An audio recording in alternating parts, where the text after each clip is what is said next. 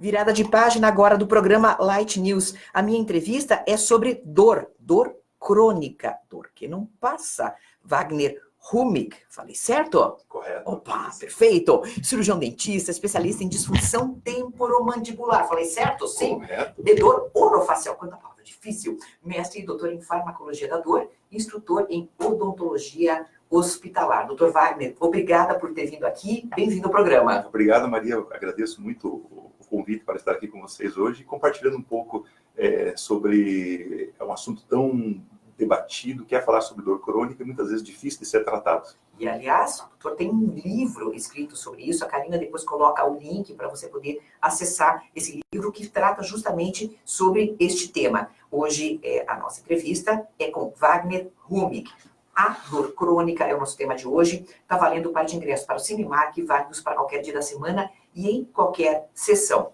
Bom, doutor Wagner, começando do começo, quando uma pessoa tem uma dor, aspas, que não passa, ela geralmente é desacreditada pelos circunstantes. Seja pela família, seja pelos amigos do trabalho, a pessoa é considerada uma pessoa um pouco exagerada, né? Por que ela sente dor? Ela quer chamar a atenção. E eu acho que isso é um debate muito grande nos relacionamentos, né? Sejam eles comerciais, sejam eles inclusive com os próprios profissionais da saúde, porque o paciente se sente desacreditado. Isso acontece muito, com muita frequência a gente vê isso no consultório. Grande parte dos pacientes que se chegam a nós, principalmente os pacientes com dor crônicas, são pacientes que nós não observamos tantas vezes em achados radiológicos, ou, por exemplo, achados de imagem, exames laboratoriais, ou mesmo até em exames físicos, muitas vezes a gente não consegue visualizar o motivo real daquela dor. Então, só para uma pequena definição, definição entre dor aguda e uma dor crônica, né? Acho que é importante a gente pautar isso de início. Sim. Então, a dor aguda é uma resposta fisiológica do organismo frente a um agente agressor, né? Então, por exemplo, é uma resposta de fuga-defesa, ela é bem pontual. Por exemplo, assim, se eu chegar a dar uma martelada no meu dedo, eu vou saber que aquele dedo foi martelado e está machucando e tudo mais. Então, a gente vê aquele local, por exemplo, ou mais uma lesão, um corte, eu sei que aquilo ali é agudo. A dor crônica, ela se despe dessa característica fisiológica e ele passa a ser algo patológico. Ele vira uma doença. A própria dor é uma doença. A própria dor vai ser uma doença. A dor crônica vai virar uma doença, porque são mecanismos de adaptação do nosso organismo. Ou seja, mecanismos relacionados com o nosso sistema neurológico, por exemplo, serotonina, noradrenalina, são alterados, canais iônicos, canais de sódio, canais de cálcio, potássio. Ocorre uma alteração muito grande dessa parte endógena nossa. Ou seja, na fala neuronal há algum problema. Os neurônios falam de um jeito que mandam aquela mensagem de dor. Exatamente.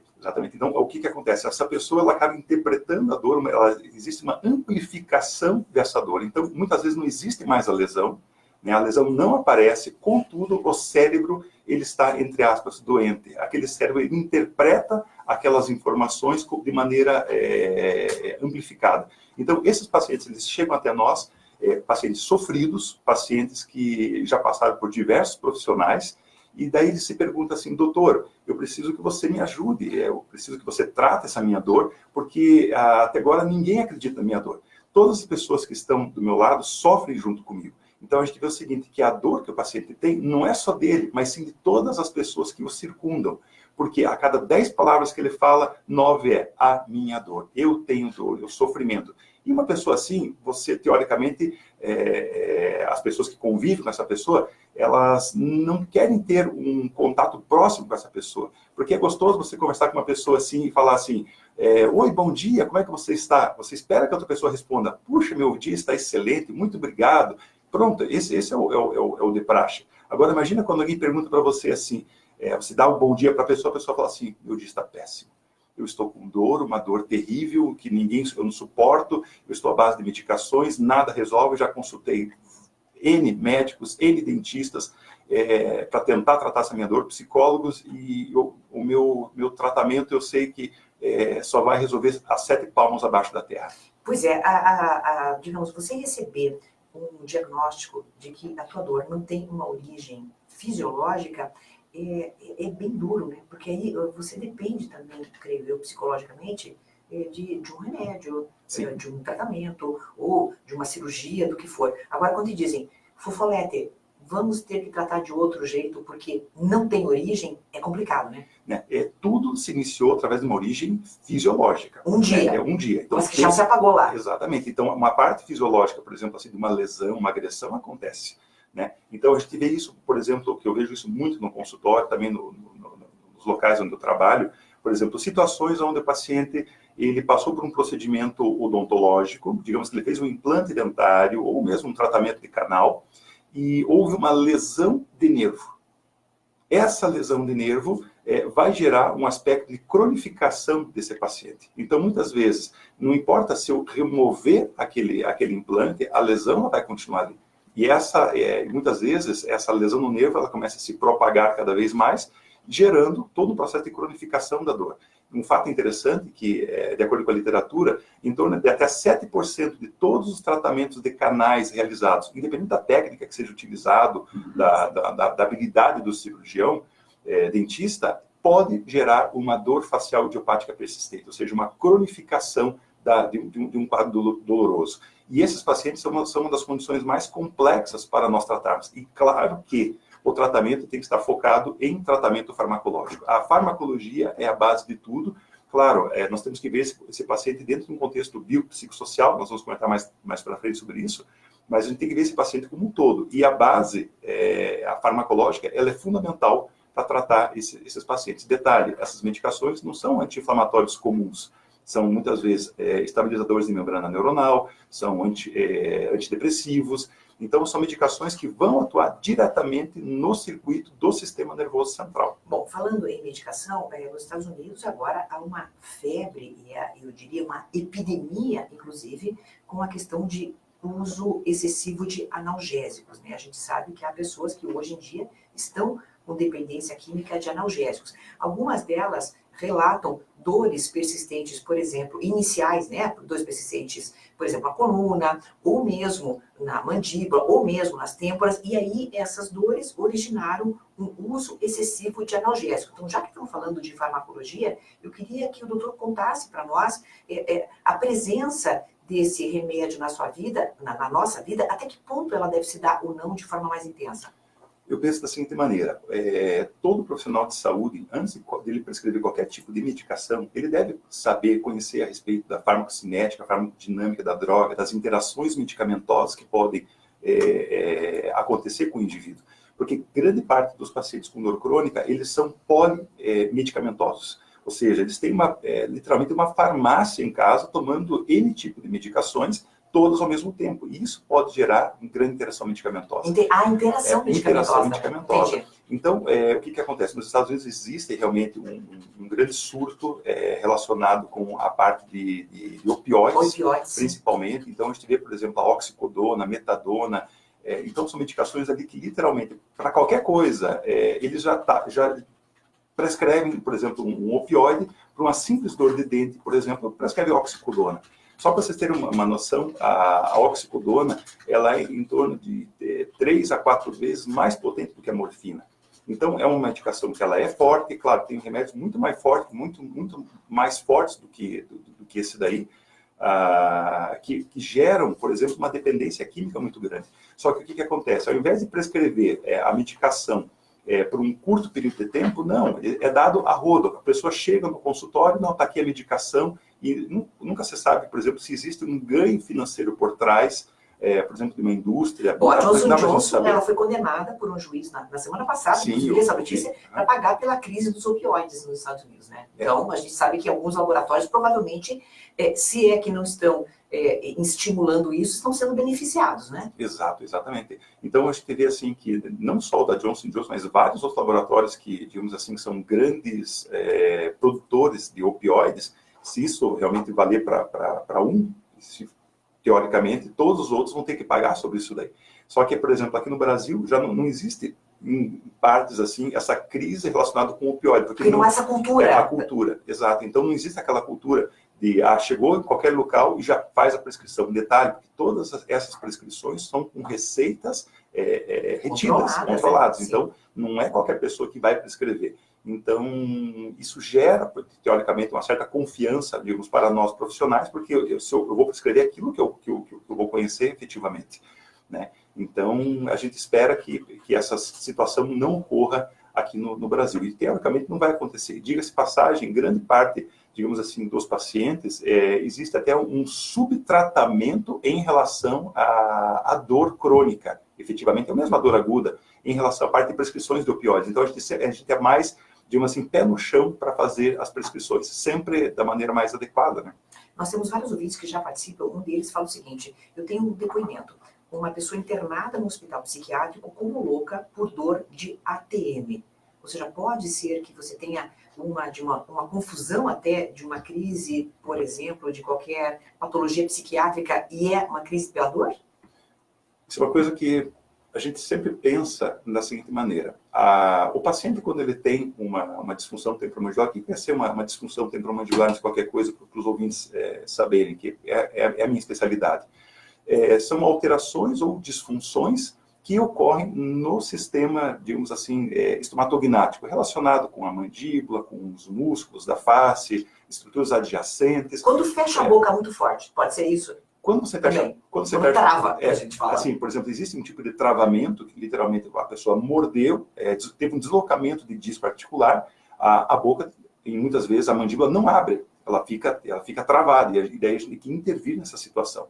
Só que o que acontece? A disfunção temporomandibular, ela pode gerar, e sim, muita dor no nosso paciente. Só que muitas vezes esses pacientes, eles têm outras dores, outras comorbidades associadas. Por exemplo, ele pode ter dor de cabeça junto. Existem mais de 200 tipos de dores de cabeça. Então, imagina associado mais a uma disfunção temporomandibular. Então, essa condição vai levar muitas vezes o paciente para um quadro depressivo. Sim, ele pode gerar uma depressão, porque a pessoa corre atrás do tratamento, não faz o tratamento adequado. Eu sempre relato e falo o seguinte, que o tratamento pertinente para uma disfunção temporomandibular é realmente com o especialista em disfunção temporomandibular e dor orofacial, que é uma das especialidades da odontologia. E não um clínico geral ou ortodontista, mas a pessoa tem que ter realmente a formação em especialista em dor orofacial, que é a pessoa mais habilitada. Eu costumo brincar nas minhas aulas, por exemplo, se você está com uma dor no coração, você vai procurar quem? Você vai procurar o endocrinologista, o pediatra, o obstetra, o dermatologista, ou vai procurar o cardiologista? Puxa vida, é a tua saúde que está em jogo. Então você vai procurar o profissional que é habilitado. E só que a nossa especialidade, uma especialidade que ela foi reconhecida pelo Conselho Federal de Odontologia no ano de 2002. Então, é uma especialidade que ela é recente e, diga-se de passagem, não é tão, digamos assim, divulgada e conhecida pelos próprios colegas médicos, odontólogos. Então, cada um na sua especialidade. Doutor, aquela famosa, né, famosa que a gente chama assim, boqueira, muitas pessoas, né, chamam de outros nomes, aquele molde que muitas pessoas usam para evitar o seu bruxismo. Porque se eu colocar aqui bruxismo, o que mais chegou agora para nós foram mensagens sobre pessoas que têm bruxismo. Então, você pode comentar a relação do bruxismo com a dor crônica? Tá, é o seguinte, que o bruxismo, a definição, são movimentos estereotipados da mandíbula contra a maxila, muitas vezes no sentido de apertamento, né, e a própria tensão dessa musculatura. Então, o bruxismo é dividido em duas partes. Então, existe o bruxismo em vigília, que seria o apertamento dentário diurno. Por exemplo, todos nós agora, que estão em casa, estamos ouvindo, não devem estar com os dentes encostados um no outro. Agora todo mundo está prestando atenção na própria boca. Doutor, são milhares de pessoas prestando atenção na boca. Então, veja só o quanto isso é importante. Não deve estar tocando dente com dente. Por quê? Isso vai gerar uma atividade, uma hiperatividade na musculatura mastigatória. Quando esses músculos eles são hiperativados, isso vai gerar uma grande contratura, que, por consequência, pode gerar pontos gatilhos miofaciais, que isso aí é algo um pouquinho mais já complexo, mas, resumindo, vai gerar dor. E muitas vezes essa dor ela pode ser tanto nos músculos do masseter, que fica aqui na região da face, como também nos músculos da têmpora.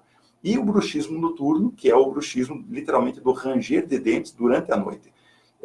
Então, o que acontece? Muitas vezes, o rangimento de dente, por si só, ele muitas vezes não pode gerar, algumas vezes não gera dor, né? Agora, o mais deletério seria o apertamento dentário diurno. Então, o apertamento dentário diurno, as pessoas podem se pegar assim, apertando os dentes, E muitas vezes a pessoa vai dizer assim, a minha dor ela é mais intensa no final do dia. Por que acontece isso mais no final do dia? Porque ao longo do dia ela foi fatigando essa musculatura. Nós não ficamos com os dentes encostados ao longo das 24 horas, não mais do que talvez 18, 20 minutos ao longo das 24 horas. Como é que é? 18 a 20 minutos só que a gente fica totalmente fechado? Com os dentes encostados. Fora estar comendo. Não, durante a mastigação. Ah, é só durante a mastigação. Durante a mastigação. Fora a mastigação, a gente não deveria estar com eles. Não. Né? Então, e quando a gente está bravo, doutor? Olha, aí que o bicho pega. Quando a pessoa fica brava, ela vai tensionar toda essa musculatura, gerando toda uma contratura muscular que pode gerar dor. Só que o que acontece? Aquela dor, essa dor crônica, tantas vezes, é uma dor que excede, muitas vezes, 3 meses, 6 meses consecutivas de dor que o paciente está tendo. Ou seja, vai gerando mecanismos de adaptação no organismo, porque o organismo ele tenta se adaptar com essa situação. E, teoricamente, é errado. Né? E vai chegar lá no final, a pessoa, literalmente, ela não vai mais se aguentar de dor e ela vai tentar buscar ajuda do profissional adequado. Um outro tema que eu estou pensando aqui é fibromialgia. Algumas pessoas agradecendo que a gente faça um programa sobre isso para desmistificar também a questão da dor, que muitas vezes é considerada frescura por algumas pessoas. Na fibromialgia também há um encontro das dores que você trata, doutor? Sim. A gente vai ver o seguinte, que tanto a fibromialgia quanto a disfunção temporomandibular são dores que estão relacionadas com a chamada sensibilização central. Então, essa sensibilização central nada mais é do que essa amplificação de sinais neurais que partem da periferia e atingem o sistema nervoso central. Então, literalmente, na região cerebral, essa amplificação, as dores elas se conversam, na verdade. Né? Então, elas são muitas vezes comórbidas, são dores que estão associadas. Com outras doenças? Exatamente, com outras dores? E elas se amplificam por si só. Então, o não tratamento de uma pode implicar na amplificação da outra dor. Por isso que o tratamento ele tem que ser, muitas vezes, tratamento em conjunto, dentro de um contexto, tantas vezes, interdisciplinar, multidisciplinar, que é o enfoque, digamos assim, dos profissionais que tratam a dor. E até, doutor, já que a gente falou no intervalo sobre aquele núcleo, né, de cefaleia do INC, pode comentar com a gente que tipo de atividade o nosso público que está nos assistindo agora pode assistir no sentido de aprender um pouco melhor sobre dor crônica? Correto. Então, público em geral, né? No Instituto de Neurologia de Curitiba, então, eu sou coordenador odontólogo do setor de cefaleia e dor orofacial, que é o SCDOF, do Instituto de Neurologia de Curitiba. E é um instituto que dentro desse trabalho, ele está focado em tratamento interdisciplinar e multidisciplinar. Ou seja, tem o nosso coordenador médico, que é o Dr. Paulo Faro. Nós trabalhamos junto com fisioterapia, com psicologia, com nutrição, mais a parte odontológica e médica, todos assistindo o paciente ao mesmo tempo. Ou seja, é um tratamento interdisciplinar. E a gente vê que esse paciente, ele tem que ser visto como um todo, sabendo que ele é formado por um corpo, por uma mente e por um espírito. Né? Um corpo que sofre, uma mente que padece, um espírito tantas vezes conturbado. E nós precisamos ver esse paciente de uma maneira global. Dessa maneira, esses profissionais vão atuar, digamos, em cada um desses aspectos desse paciente. Então, se o paciente tem uma dor de cabeça, muitas vezes existem mais de 200 tipos de dores de cabeça. Agora, será que essa dor de cabeça que ele está tendo é decorrente somente de uma articulação temporomandibular? Pode ser que sim. Daí, nesse contexto, entra junto a área médica para saber se, de repente, o paciente possa ter, talvez, um tipo de tumor que possa desencadear uma dor de cabeça, ou uma dor de cabeça por si só, que seria uma cefaleia primária. Esse paciente ele pode ter uma alteração nutricional, que pode desencadear uma dor de cabeça. Ele pode ter uma alteração, por exemplo, postural, uma grande contratura muscular em região cervical, que pode gerar dor de cabeça. Então, esse paciente ele é visto como um todo. Diga-se de passagem, é o maior centro de tratamento de dor, onde que agrega profissionais especializados no tratamento da dor crônica e cefaleia e dor orofacial, que é aqui em Curitiba. E do quanto eu entendi, doutor Wagner, às vezes uma dor no paciente pode ter múltiplas origens, e aí ela tem que ser tratada também de maneira múltipla, é isso? Exatamente. Essas dores precisam ser tratadas de maneira individualizada. Então, por isso que na literatura sempre comenta sobre os tratamentos dessas dores crônicas, que o alvo principal tem que ser chamado de baixo para cima e de cima para baixo. Em outras palavras, como assim de baixo para cima? Eu tenho que atuar na periferia para o sistema nervoso central e vice-versa, do sistema nervoso central para a periferia. Né? Então, como é que eu vou atuar na periferia? Por exemplo, falando da área da odontologia da minha área, eu vou, de repente, instalar uma placa miorrelaxante nesse paciente, uma placa ortopédica, né? No caso, a gente vai trabalhar com bloqueios e inativações de ponto gatilho, bloqueios nervosos periféricos, trabalhar com fisioterapias, etc., tudo isso. E, via sistema nervoso central, vai trabalhar com a parte medicamentosa nesse paciente. Então, tem que ser sempre uma via de mão dupla. E todos esses profissionais atuam de maneira sincronizada. Isso que é importante. Doutor, crianças não relatam as suas dores. Como é que elas são tratadas? Crianças pequenas, eu quero dizer aquelas que não sabem verbalizar, elas são tratadas? Você tem como identificar que uma criança está em padecimento de sofrimento, de dor? A gente vê muito pela face da criança, né? pelo comportamento. Seria muito mais pela parte comportamental da criança. Realmente é difícil, não é simples tratar a parte pediátrica. Fazemos muitas vezes, por exemplo, palpações na musculatura, onde que, por exemplo, assim, em situação normal, eu vou apertar, por exemplo, o músculo masseter dessa criança. Se essa criança, eu sei a pressão que eu vou colocar ali nesse músculo. Conforme for a expressão facial da criança, ou de repente aumentar o choro, eu vou saber que, por exemplo, ele vai ter algum caso, algum dolorimento, alguma coisa, eu vou saber que ele está padecendo naquele momento. Mas, assim, o meu trabalho realmente é muito mais com adultos do que com crianças. Ainda bem, né? Porque tratar criança não é fácil, é uma tarefa árdua. É uma tarefa árdua e também para o coração da gente, essa parte, né? Não Exato. É fácil, né? Uhum. Dr. Wagner Rume, muito obrigada por estar conosco. Ele é cirurgião dentista, especialista em disfunção temporomandibular e dor orofacial. Desde já, convidado para voltar outra vez para falar mais sobre o tema, tá, doutor? Ótimo. Muito obrigada por estar conosco. Maria. Agradeço imensamente.